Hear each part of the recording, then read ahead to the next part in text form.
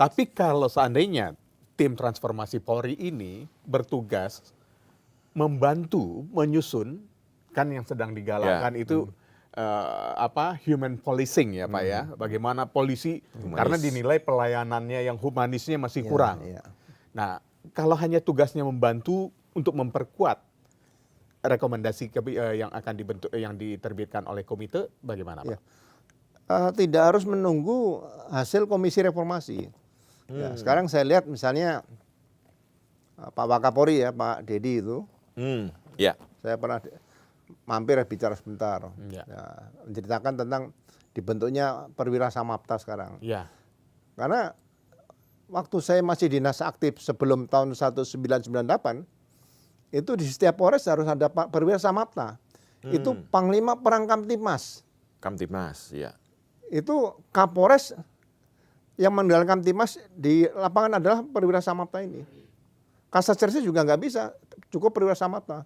Nah, di Polsek seharusnya juga ada Perwira Samapta, bukan Bintara dulu, tapi Perwira gitu loh. Nah, Perwira Samapta di Indonesia ini seharusnya kalau Polres dan Polresta itu ada 514 ya, sesuai juga dengan jumlah kabupaten kota ya, kan? Iya.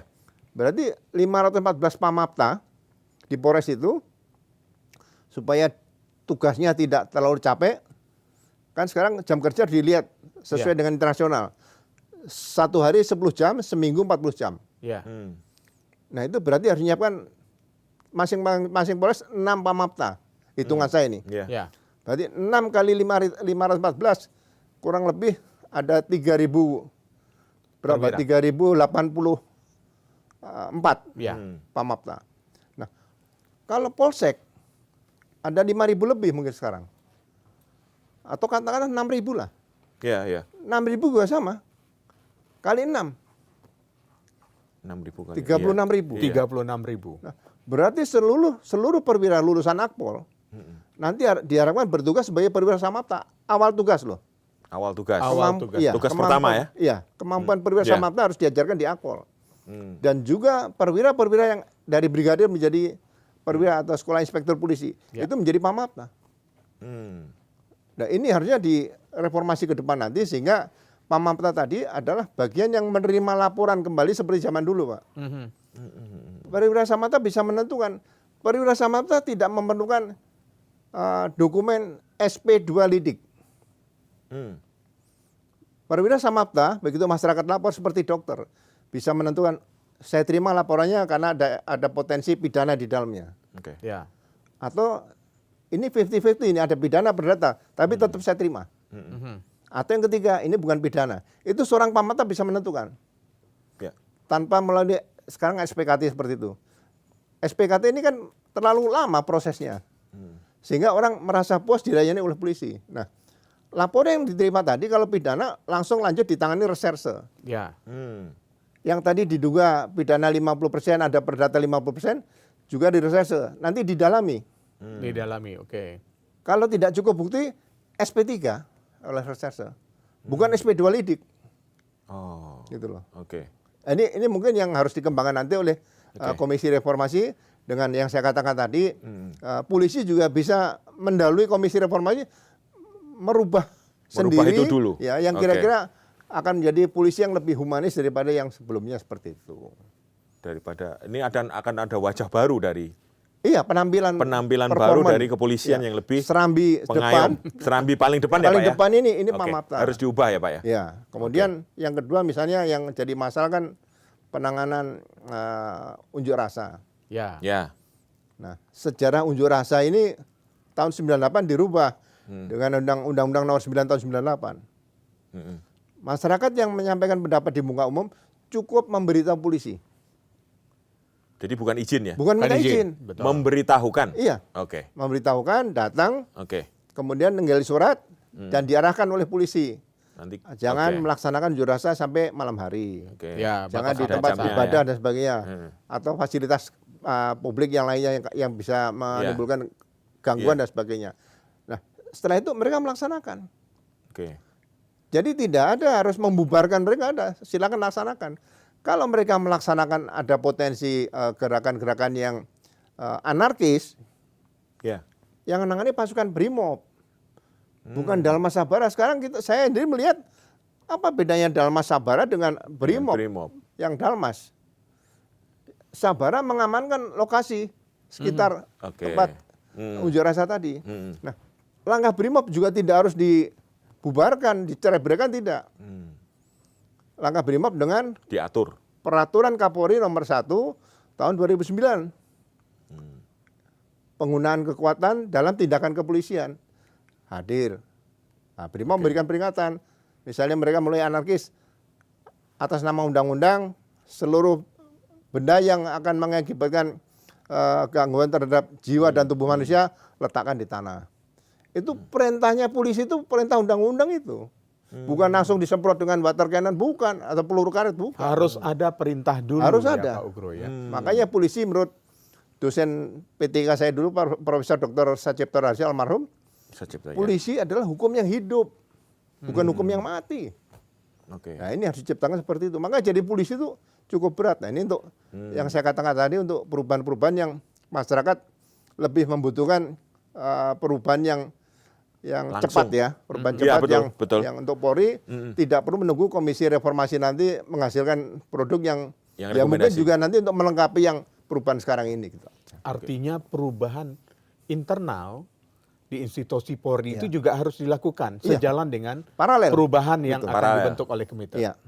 Nah, Pak Ugro, soal kedudukan ini juga menjadi perdebatan juga. Kedudukan Polri ini sebaiknya di bawah menteri atau di bawah presiden yang seperti sekarang. Ini menjadi perdebatan juga, Pak. Ini menurut saya ini harus dijawab oleh Komite Reformasi Polri, menurut saya. Jadi tarik-menarik masalah polisi di bawah siapa dan sebagainya. Sebenarnya di bawah siapapun kalau kulturnya tidak berubah ya tetap sama. Sama aja ya. Nanti misalnya di bawah Menteri Hukum. Iya, misalnya. Menteri Hukum lain tugasnya cuma satu. Pak Kapolri, tolong itu ponakan saya belum masuk Sespim. Tolong belum jadi Kapolda. Ini juga kultur itu nggak berubah. Ya. Kalau saya tetap polisi tetap seperti sekarang ini, ya kan. Kemudian sejarah-sejarah di bawah menteri dulu yang dulu pernah tahun 46 kan pernah menjadi Menteri Muda Kepolisian, Menteri Kepolisian di bawah Perdana Menteri dan sebagainya tuh. Kemudian Menteri Panglima Angkatan Kepolisian, Departemen Angkatan Kepolisian.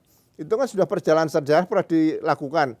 Masa kita akan mundur jauh ke belakang lagi? Tapi kalau misalnya ada seperti di Cina ya, Kementerian Minister of Public Security, keamanan publik. Kalau di Cina itu kementerian itu mengurusi strategi pembangunan, kemudian budget tentang masalah kepolisian, imigrasi dan bea cukai di Cina. Nah, kalau ini bisa ada dibentuk Kementerian Keamanan Dalam Negeri, itu bukan atasan Polri. Sama dengan Panglima TNI dengan Kementerian Pertahanan. Ya, bukan atasan di situ.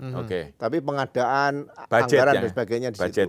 Anggaran. Nah, itu masih bisa dilakukan seperti itu. Kalau ini bisa dibentuk sehingga seperti BNN, BNPT dan sebagainya ini cukup dibentuk Satgas di bawah kementerian tadi. Tidak lembaga baru lagi. Termasuk KPK. Masalah korupsi kan bisa ditangani di situ Satgas. Nah, KPK dibubarkan, tanya oleh Presiden, Pak Kapolri sanggup nggak nangani korupsi seperti KPK? Kan nggak mungkin Kapolri menjawab tidak sanggup, pasti sanggup, ya laksanakan itu saja. Sehingga tidak ada lembaga-lembaga baru ad hoc yang menangani hal-hal yang ya saya melihatnya itu pekerjaan polisi semua ditarik keluar itu. Nah, saya kepingin polisi utuh lagi menjadi kepolisian negara Republik Indonesia seperti itu. Jadi Bayangkara ini jangan ditarik-tarik keluar, orang-orangnya ditaruh di lembaga KPK, taruh di lembaga kementerian gitu. Jadi benar-benar harus di dalam satu wadah. Sehingga itu lembaga wadah itulah yang harus diperkuat ya Pak Ugro. Jadi makanya saya bilang gini, urusan cyber. Di Mabes Polri ada cyber. Di Polda ada cyber. Di Polres ada cyber. Ini harusnya bagi saya belum lagi ada lembaga khusus Badan Siber. Harusnya masalah pidana umum itu selesai di Polda. Tapi kalau ada kejahatan yang lintas provinsi bisa ditangani oleh Mabes Polri. Gitu loh. Tapi kalau Mabes Polri itu harusnya Kepala Badan Reserse Kriminal bidang transnasional crime misalnya itu. Itu bintang 3. Terus satu lagi bintang 3 lagi Kepala Badan Reserse Kriminal bidang narkotika. Terus bidang apa? Jadi yang di Mabes ini di Bareskrim itu serendah-rendahnya berpangkat sama Letnan Kolonel atau KBP. Dan dia sudah bisa membuat berita acara dalam bahasa Inggris. Oke. Sehingga TOEFL-nya paling enggak 500 atau 550. 500. Jadi orang yang bertugas di Mabes Polri itu berpikir 2-3 kali, jangan wah saya mau bertugas di Mabes, nggak bisa. Nah, yang mayor ke bawah itu ditugaskan semua di Polda. Buat sebagai tempat belajar. Iya, belajar dari mulai pangkat perwira pertama sampai Pamen Kompol sampai dia masuk Sespim itu ada di Polda, sampai dia menjadi Kapolres. Nah, masuk ke Mabes Polri nanti setelah jadi Kapolres. Gitu. Jadi ada jenjang yang harus dilalui. Ya itu yang harus dibenahi ke depan sehingga ya kalau kita lihat kan masih perwira pertama atau tugas di Bareskrim. Kan kasihan dia hanya untuk ya mohon maaf lah kalau dikatakan nutulen rapat seperti itu kan kasihan. Perwiranya ini kan mahal pendidikannya seperti itu. Ya, betul. Kemudian karena perwira ini mahal pendidikannya tadi Pak Ugro singgung. Bagaimana Pak Ugro melihat merit system yang ada di Polri? Kita publik juga sering mendengar ya kalau ingin sekolah ya ada titipan-titipan lah, siapa cantolannya, buang jangkarnya ke harus pohon yang kuat sehingga pegangannya kuat gitu Pak Ugro. Ya. Jadi permasalahan itu kan cukup banyak. Ya. Ada yang menjadi ajudan menteri, ada yang menjadi pengawal menteri, ada ajudan Kapolri, ajudan Wakapolri dan sebagainya. Nanti pada saat minta pendidikan minta fasilitas dan sebagainya. Ya. Nah, jadi ke depan geopendidikan kita harus ada. Saya pernah ketemu anggota di Pulau Seram, brigadir. Nah. Saya tanya, kenapa Dik nggak masuk sekolah perwira? Siap jenderal, kami nggak ada biaya untuk sekolah. Nanti kalau kami sekolah harus menyiapkan biaya untuk di rumah dan biaya selama di pendidikan. Dia nggak mampu. Nah ke depan nanti pendidikan harusnya pendidikan jarak jauh. Jadi setelah melalui pendidikan pertama atau pendidikan pembentukan, semua pendidikan polisi pengembangan selanjutnya itu harus perintah. Anda sekolah SIP seperti itu.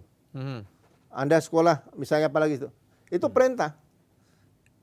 Jadi tidak ada lagi nanti harus seleksi, wah saya nggak masuk kuota tapi saya lolos, udah nggak ada lagi. Sehingga anggota tidak resah kapan saatnya sekolah. Dan sekolah itu tidak perlu berangkat ke Lembang, berangkat ke Sukabumi. Cukup dari mana dia bertugas dengan jarak jauh. Nah, sehingga anggota yang merasa punya kemampuan, kecewa, punya kemampuan, nggak bisa sekolah itu harus hilang. Nggak ada titipan-titipan lagi seperti itu. Nah ini kalau bisa dicapai, ya mudah-mudahan tinggal diperbaiki dalam bidang tugasnya. Termasuk sampai pendidikan Sespimti gitu. Sampai Sespimti. Jadi nggak usah lagi berangkat ke Lembang lagi. Cukup misalnya Direktur Sabara Polda Nangro Aceh Darussalam misalnya. Ya. Masuk Sespimti dari sana aja. Nanti pada saat upacara pembukaan, ya bisa dilaksanakan jarak jauh, bisa juga datang ke kampus. Ya ke kampus kan hanya mungkin administrasi lah, foto di situ. Nah, penutupan nanti bisa dilaksanakan di kampus. Jadi selama pendidikan dia tetap di wilayah. Nah, itu keuntungan bagi para tenaga pengajar di pendidikan Polri. Dia bisa keliling Indonesia. Jadi dibalik ya polanya. Bukan siswa. Mereka yang datang dikumpulkan di sini, tapi gurunya yang jalan-jalan ke seluruh Indonesia. Menarik. Satu hal lagi yang menjadi perhatian masyarakat luas adalah budget polisi ini besar. Nah, ini Pak, ini bahkan dibandingkan dengan yang lain-lain ya, kementerian lain pun membuat wah ini enak sekali ya gitu. Kira-kira gimana nih Pak, harus direview oleh tim Komite Reformasi Polri sehingga tidak muncul lagi seperti itu. Ya, sekarang kebutuhannya apa sebenarnya gitu Mas? Nah, seperti saya pernah jadi Kasat Serse 2 kali di kota besar, Jakarta Pusat sama Surabaya. Nah, apakah sebutan uang penyidikan itu masih perlu? Ada perkara ringan, sedang dan berat. Enggak jelas. Apakah pembunuhan itu perkara berat? Padahal pembunuhan itu bisa perkara ringan. Barang bukti ada, alat bukti bisa lengkapi, saksi cukup misalnya, nangkep pelaku tinggal nangkep. Kan nggak perlu uang penyidikan. Yang diperlukan itu bagaimana seorang reserse mau berangkat meriksa orang misalnya dari Jakarta ke Medan, dari Jakarta ke Kalimantan, Sulawesi sampai Papua, itu dibiayai oleh negara. Itu bisa dipertanggungjawabkan sehingga anggota merasa tidak perlu lagi cari-cari uang keluar dari anggaran situ udah bisa dipenuhi. Itu daripada ini nanti perkara ringan udah jadi berkas, baru ini pertanggungjawabkan ini perkara ringan. Itu kan membuat pusing kepala juga. Tapi kalau siap dan saya ingin mengejar pelaku dugaan ada di Cirebon, naik apa? Naik pesawat nggak mungkin kan? Jalan darat, oke kasih misalnya hotel dan sebagainya 5 juta berangkat udah. Tidak boleh cari-cari orang di luar lagi, dari situ udah cukup menurut saya. Nah itu mungkin perlu disusun kembali seperti itu.